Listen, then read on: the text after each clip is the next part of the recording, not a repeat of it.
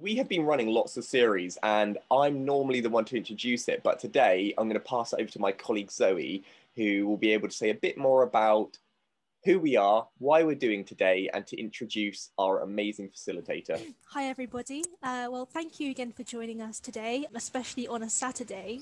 So really grateful that you took the time out of your Saturday to join us in the session.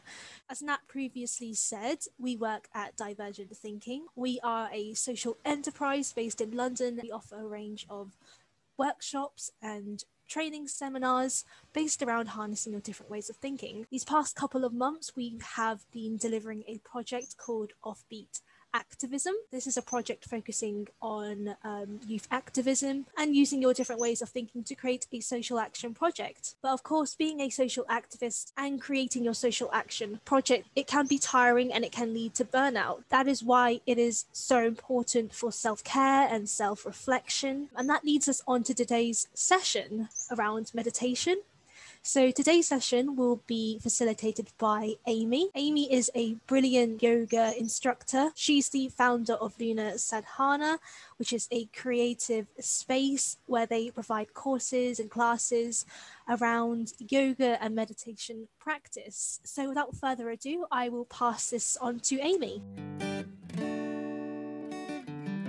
Hi everybody joining. Today will be just focused on meditation, really. I also teach yoga, but today's session is focused in on, the most accessible form of self-care, I think, meditation. I'm going to be going through a few techniques that are really easy. You don't need anything in particular, but I will also give you clues to some great equipment that you can use to really deepen your practice if you're looking to.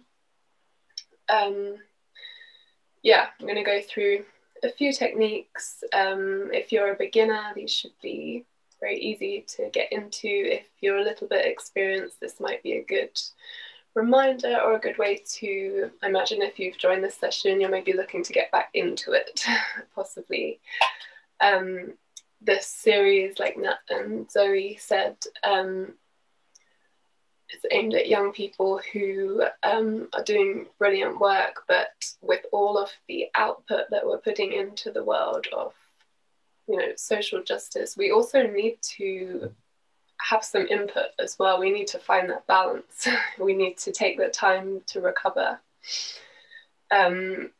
We often think of relaxing as being able to lie on the sofa, like watch a film, and there is some relaxation in that, maybe for our physical body, but for our mind, it's still like, or even scrolling through our phone, we find that sort of relaxing. And there is, some scientific things about how our brain almost does go into like a meditative kind of mode, but it's still actually very active and taking in so much information that we need to find a way to just center and quiet and remember who we are, what we're doing here, and just be able to completely reset so that we can come back to that, whatever we're doing. Like, we can't avoid stress. It's impossible to avoid stress completely, and that should never be the aim anyway.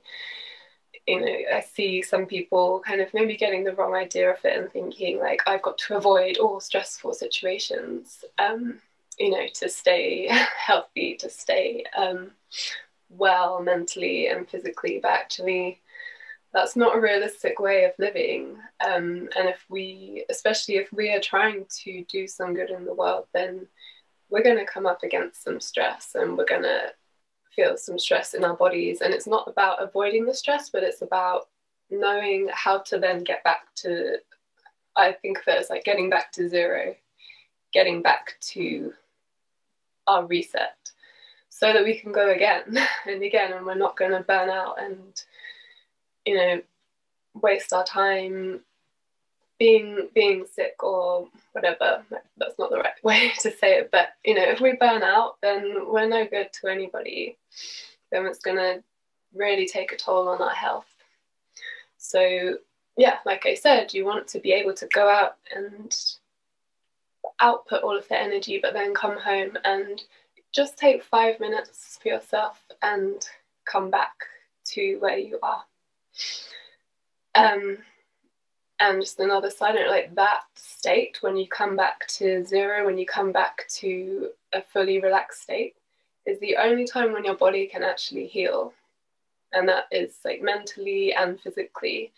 And if you think about that, that's a bit like, whoa, like we need to be able to heal. We need to be able to reset because we're always spending energy.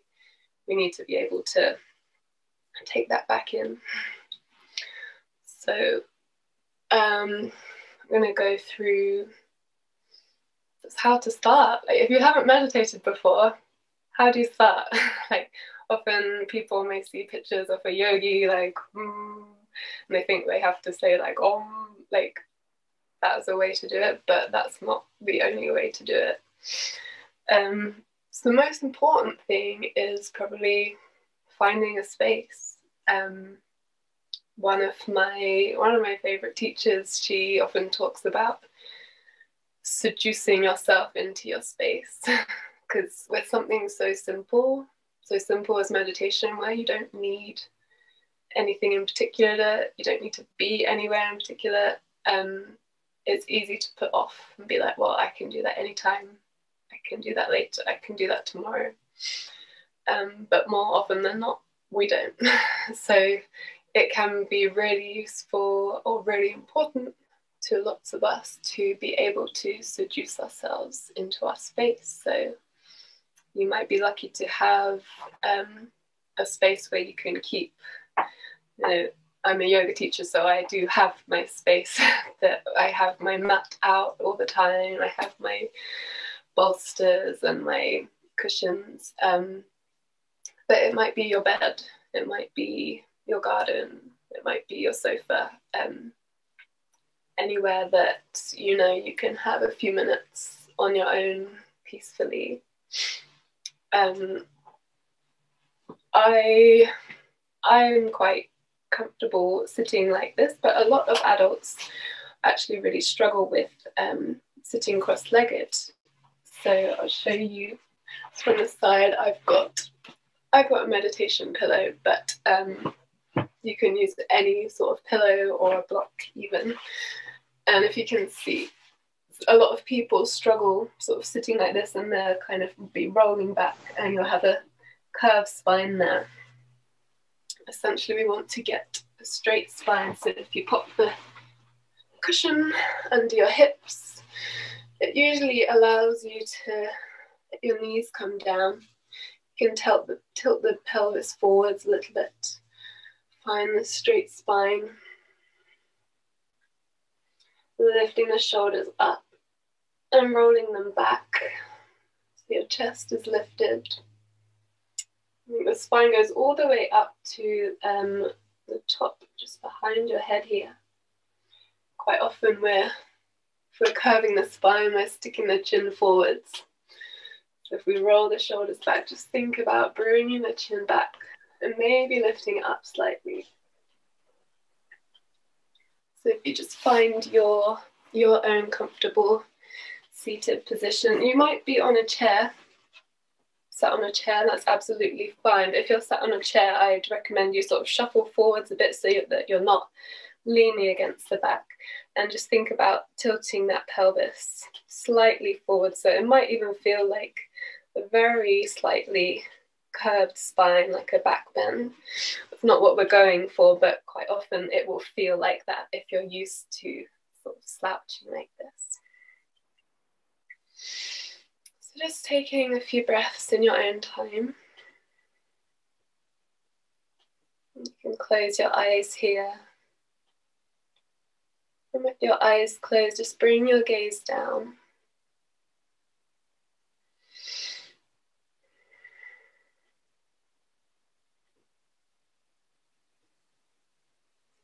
Just notice right now where your hands are, where they've naturally gone to. So I've got my palms flat on my knees here.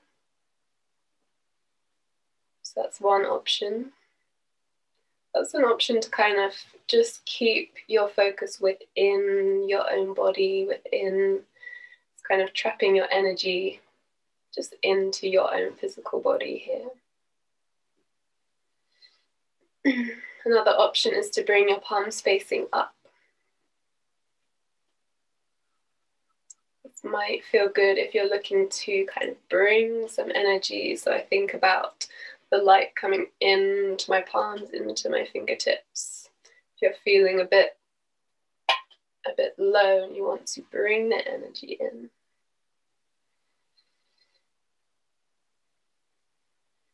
Just notice how that feels for you.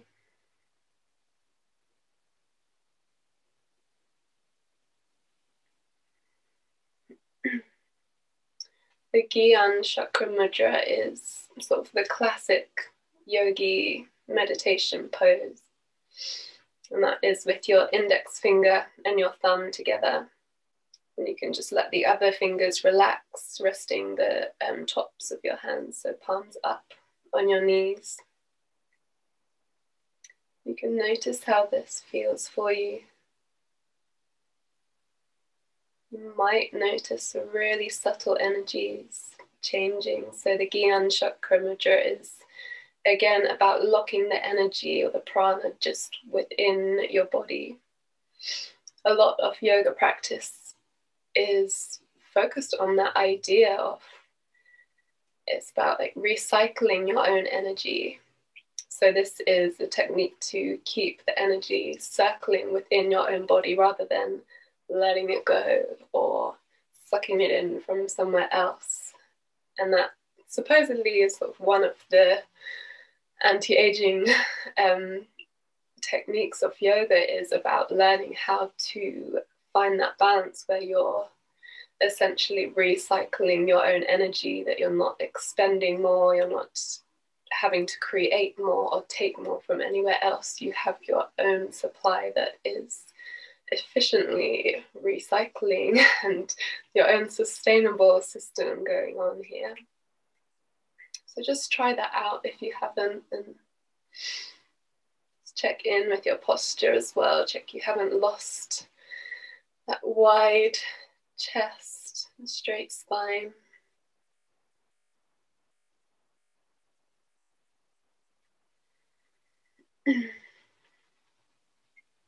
So we've done palms down, palms up, Gyan Chakra Mudra. The last option I'm going to give you is just resting one palm on top of the other. Just resting those in your lap. Doesn't matter which way you do it. Just notice how that feels for you. That's again another way to keep the energy within your own body.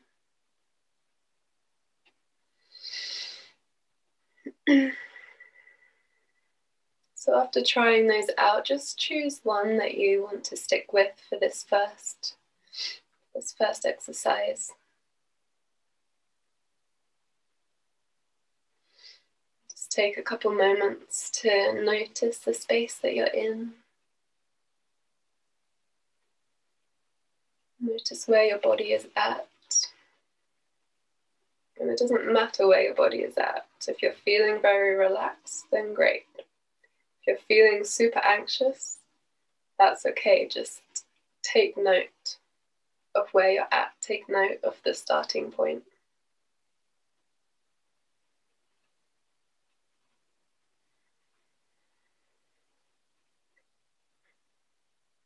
I'm going to guide you through a breathing technique.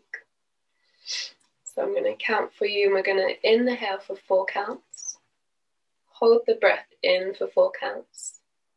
Exhale for 4 counts. And then hold it out for 4 counts. So just maintaining this posture that we're in, whatever hand position that we're in, we're going to stick with that for this exercise. So just take one deep inhale first. And exhale completely. And then inhale, 2, 3, 4, and hold, 2, 3, 4. exhale, 2, 3, 4, and hold, 2, 3, 4, inhale, 2, 3, 4, and hold, 2, 3, 4, exhale, 2, 3, 4, and hold, 2, 3, 4, inhale, 2, 3, 4, hold, 2, 3, 4, exhale, 2, 3, 4, and hold, 2, 3, 4, inhale, hold, exhale, hold, inhale, hold, exhale, and hold. Last one, inhale, and hold, exhale, and hold.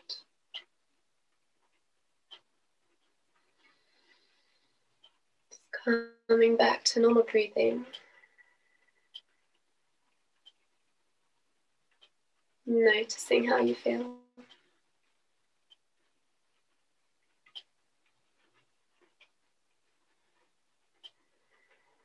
So that's a really, that's an exercise that I really like to start my own practice with. I often start classes with because it's a very simple way of coming to center, and I even quite like visualizing this box of like inhale, hold, exhale, hold. So that visualization as well can also be part of the focus.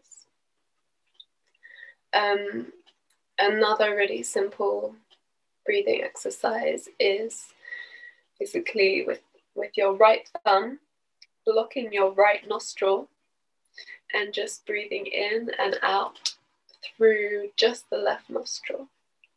This might seem a bit strange, but there is a science to it and a yoga theory to it of the left side being the feminine side, which is related to the moon, relaxation, and the parasympathetic nervous system, so really calming us down, whereas the right side is the masculine, it's the energizing, it's the sun, and it's the sympathetic nervous system, which is bringing us up. So you could also, if you need to bring your energy up, breathe through the right side. If you're feeling some anxiety, you don't want to bring more of that in, you want to bring the left side, the kind of moon energy of slowing it down. So we'll just try that. You just block. Make sure that it's your right. I don't know if on the screen which way round it will show, but just make sure you got your right thumb blocking your right nostril. Just in our own time, taking some slow, deep breaths in and out. You don't need to hold at the top or at the bottom. Just keep it flowing.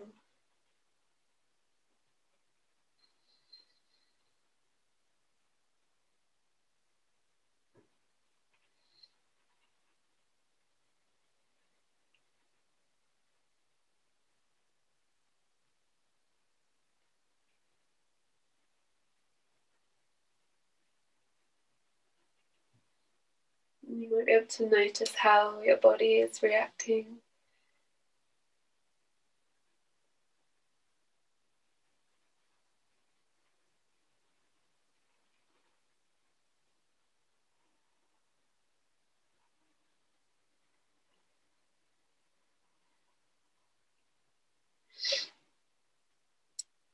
And when you're done with that, you can just bring your palms back down and take a minute to find that rebound. Just notice again Just taking note of where your body's at.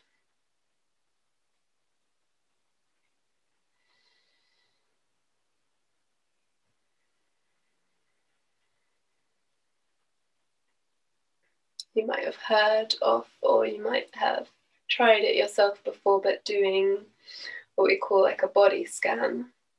So with your eyes closed, you can kind of go maybe from your feet up to your head, or you might prefer to go the other way down. And just noticing any tensions. I quite often notice like I'm tensing my jaw or something, and I wouldn't even notice until I take that time to like run through like what's going on in my body, or I've got my shoulders up like this, and that feels totally normal until I think about it, and I'm like, oh, okay. And that's kind of what I'm saying at the beginning, that we can get ourselves into this stress mode and our bodies can really tighten up, or we've got this big frown on our face all day, and that starts to feel normal, that starts to feel the default, because it literally does become the norm for us if we're not taking the time to release that, let the shoulders down, come back to it. And unfortunately, when the world that we live in now, we can't just expect that to always just happen, or expect that to kind of reset itself overnight through sleeping even. Sometimes a meditation practice can be a lot more effective than even a night's sleep of releasing those tensions, coming back to zero, resetting. I've definitely experienced that, where doing a deep meditation for like half an hour, I feel like better than a night's sleep afterwards.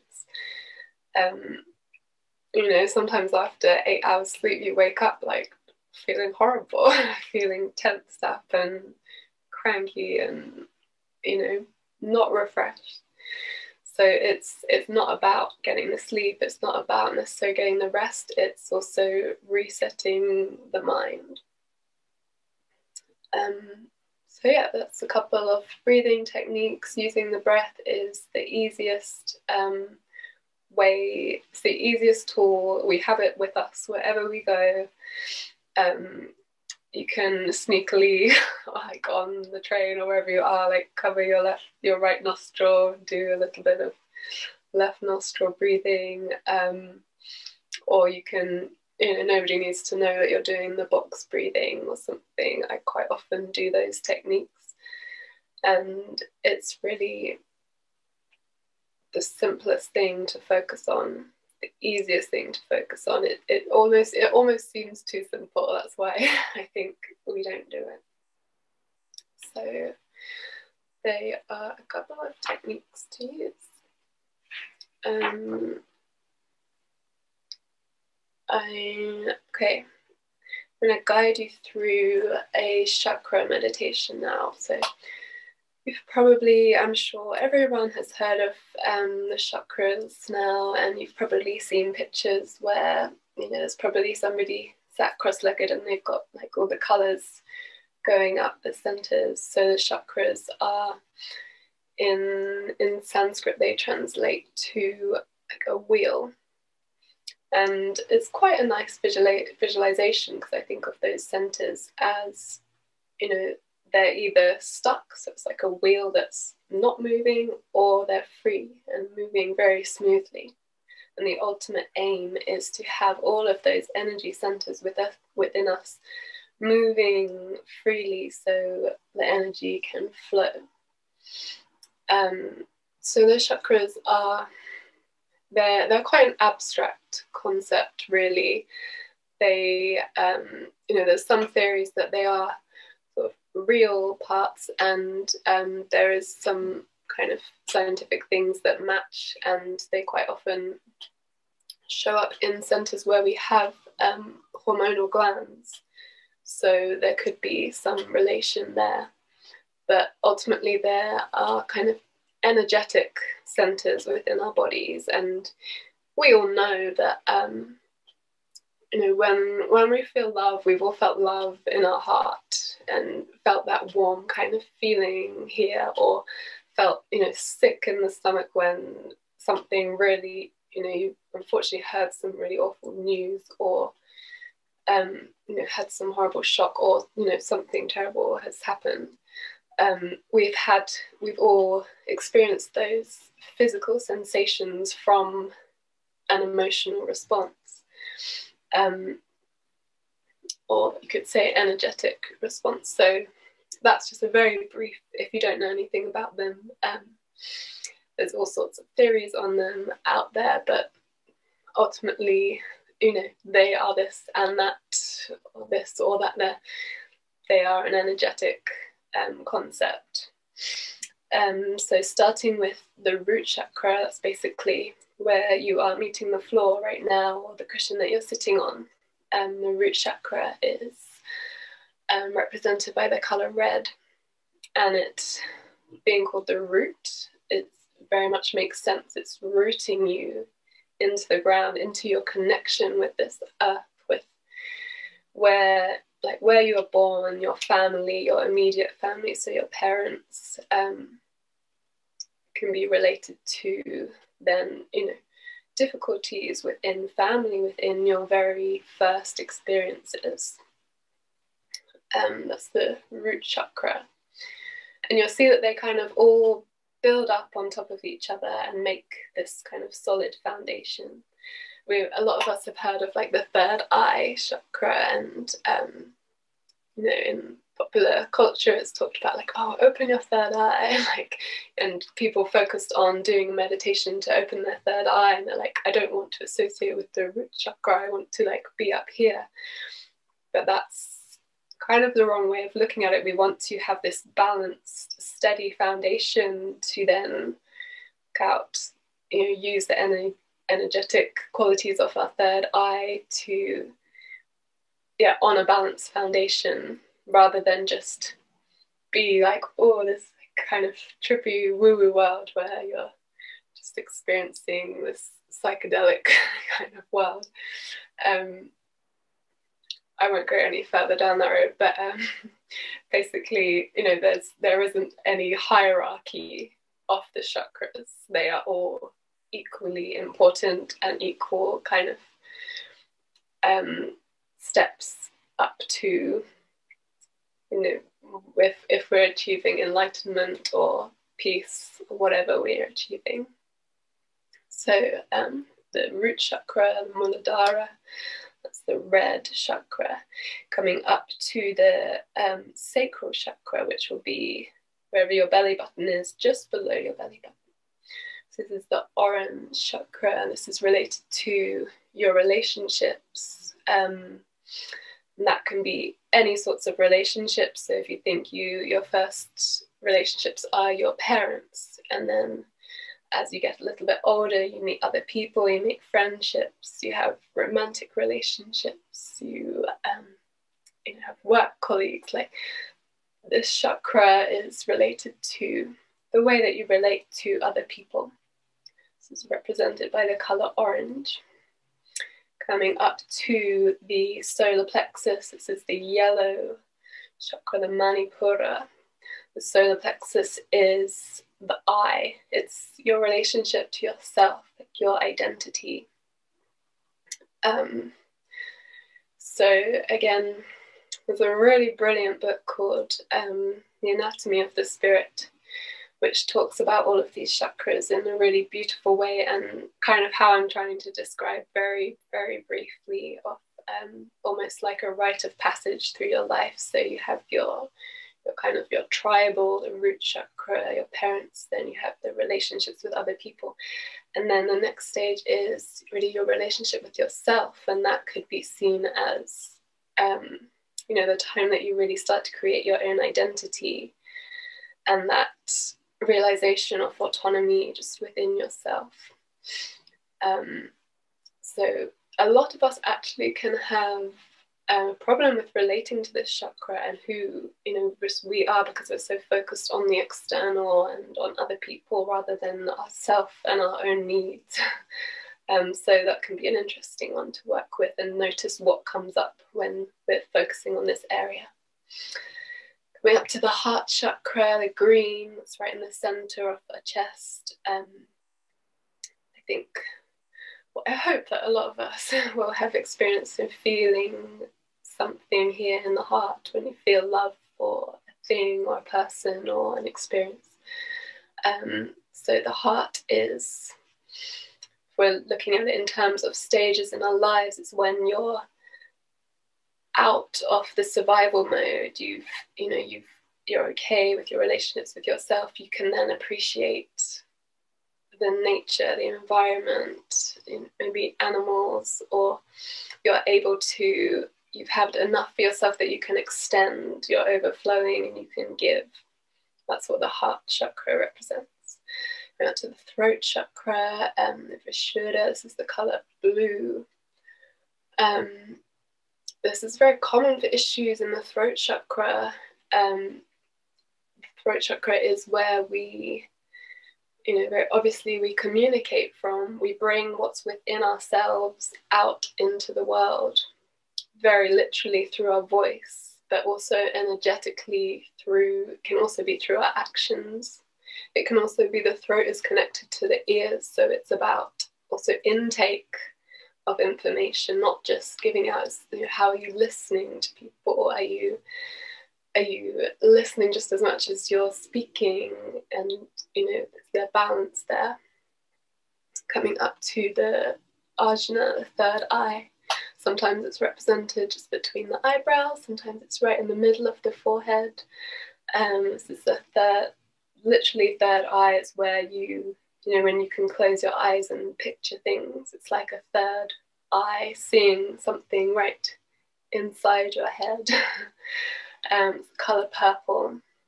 Here it's where we can visualize, and then you can see how they all link together. We visualize and we can then speak about it, we can hear about it. The last seventh chakra, which isn't always included in diagrams or in explanations, but it's the crown chakra, and it's like a white light coming out through the top of our heads, and that is the spirit. It is the energy that is part of us but outside of our physical body. So I could talk forever about these sort of things, but I'm gonna just guide us through a quick meditation, sort of going through all of those. And this can be, because it goes through your body and it goes through different emotions and sensations, it can be a very nice way of connecting back to our bodies and remembering that we are inhabiting this body, this human suit. If you'd like to, you can do this lying down. You're welcome to lie down and visualize going through these as well, or make sure that you're sitting up straight again and bringing your hands into whatever just feels natural out of what we spoke about. And just closing your eyes.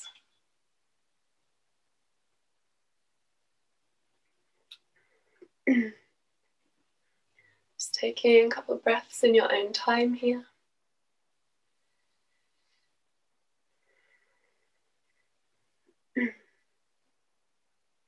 And then on your next inhale, to imagine that you're bringing that breath down to the root chakra. Picturing the color red. Really visualize, really see that color red in your mind's eye. Just feeling the energy here at your root. Noticing what comes up for you.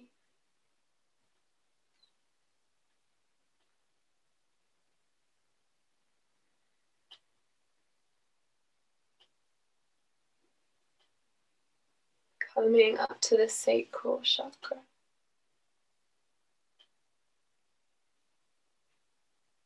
Inhaling to the space as you bring your focus there. And seeing the color orange.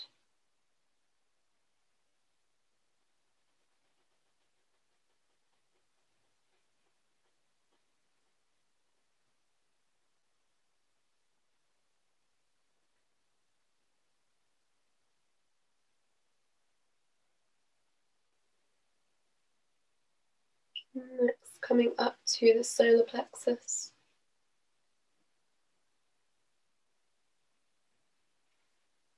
Breathing into this space, so it's just between your belly button and the bottom of your ribs here. Notice what you're feeling here. Picturing a bright yellow in your mind's eye.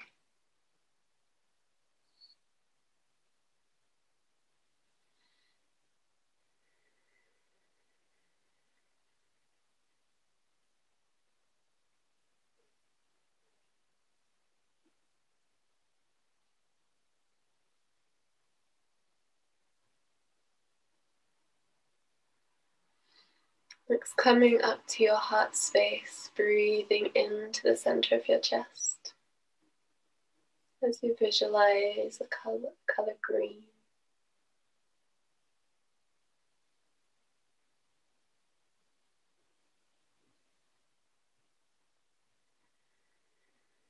And just notice the sensations in your body as you bring all of your focus to this point.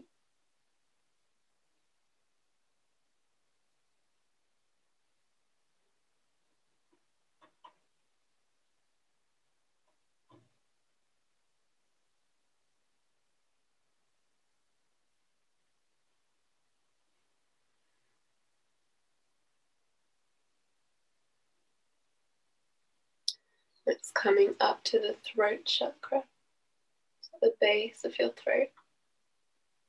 Breathing into this space as you see the color blue.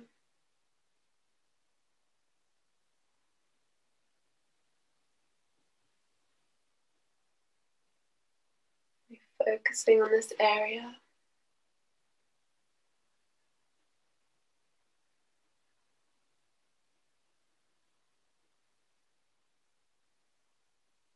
Holding your attention there, holding that visualization of the color blue.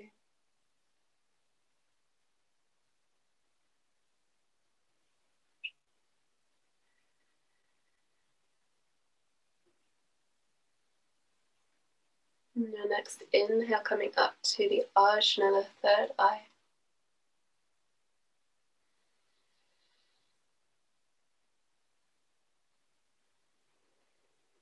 The spot, if you'd like to, you can look up and in with your eyes, keeping the eyes closed as you do so.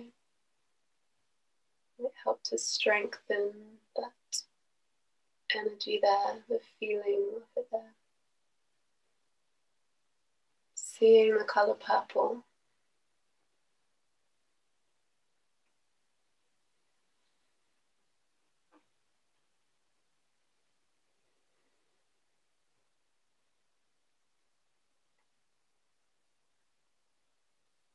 And lastly, bringing your focus to the top of your head, the crown.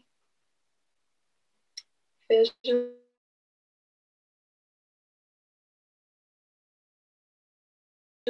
circling around your body, coming back up and continuously circling around, making a ball around you. See if you can hold this visual in your mind for a moment, just breathing normally.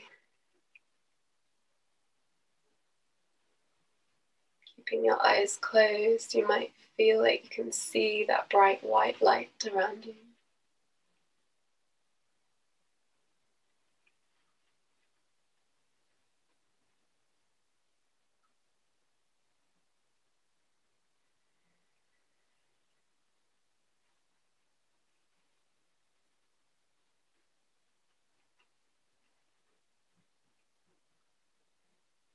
I'm just going to hold it here for 1 minute.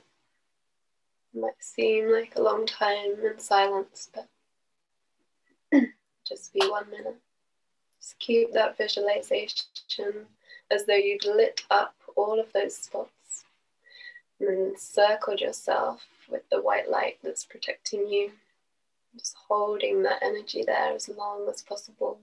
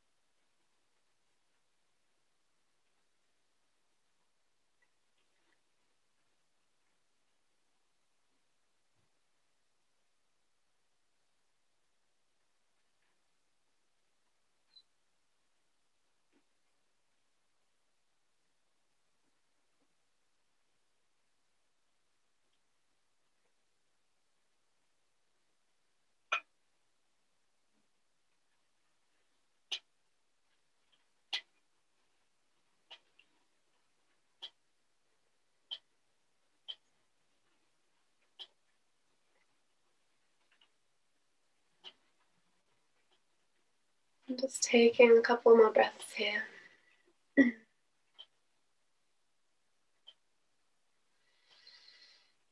Before you open your eyes.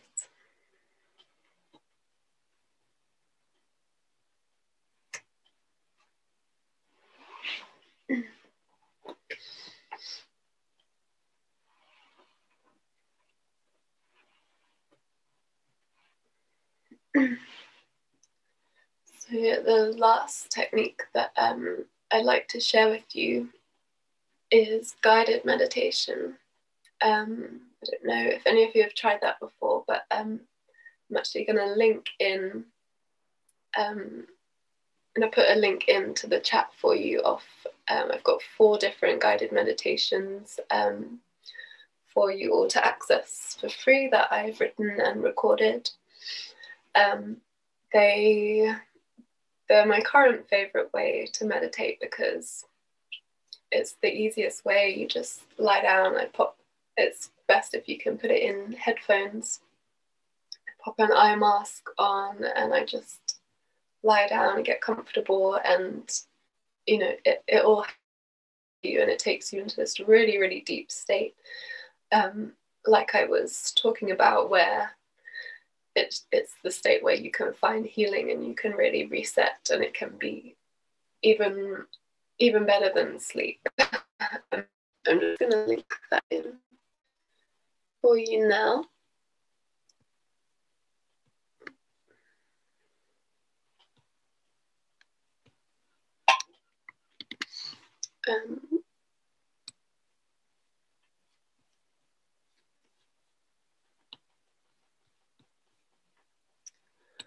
Okay, sorry, I missed a few messages. Let me have a look at these. But firstly, yeah, that's a link for you. I'm also going to be giving that to Nat and Zoe, who will send it out in an email afterwards in case you miss this. You'll always have it to refer to in an email. And what I really recommend to get into that really deep state is lying down. You can do this in bed or on a yoga mat. It's really great even after a little yoga session where your body is ready to just rest like you normally would in Savasana, but you can go into a guided meditation. I really like to put a bolster underneath my knees. If you've got a bolster, that's brilliant, or you can also use like a bed pillow, kind of roll it into a little ball and lie down, and this instantly puts you into the parasympathetic nervous system. And then I just pop my headphones in, and I like to use a weighted eye pillow. Because I'm experienced in this, you know, I build up and I've got all the things, but you don't need to go out and get all the things. You can just pop something over your eyes, even just a t-shirt, fold it up and put it over, and just having that blocking out the light, and also just the feeling of it, especially the weight of it, just takes you into that like deeper grounded state. And then you press play and you go for it. You have the experience. I'd really recommend you, if you have the time now, to go straight into that. After we've done the breathing, we've done the chakra meditation, you know, we should feel in a really good place to experience that deeply. So you've got the link there, or you will have it emailed to you for later if that's better. I'm just going to have a quick look at the chat quickly.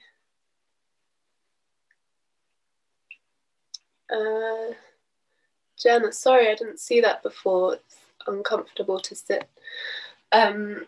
I don't know if you would have said that after I suggested the pillow to lift up. There's also, if you have a block, you can kneel. For some people it's much more comfortable kneeling, so I just pop the block there and you'll find yourself slightly lifted kneeling. For some people, hips just aren't suitable for sitting cross-legged. It will just never be comfortable. So this is a great alternative, and it's really easy to get the straight spine often in that one. Or like I said, you can always lie down, just get comfortable. That's a great thing about the guided meditations. You can find whatever is comfortable. You don't have to lie down for them either. You can be sat up in a chair or wherever you are to do them. Let's look.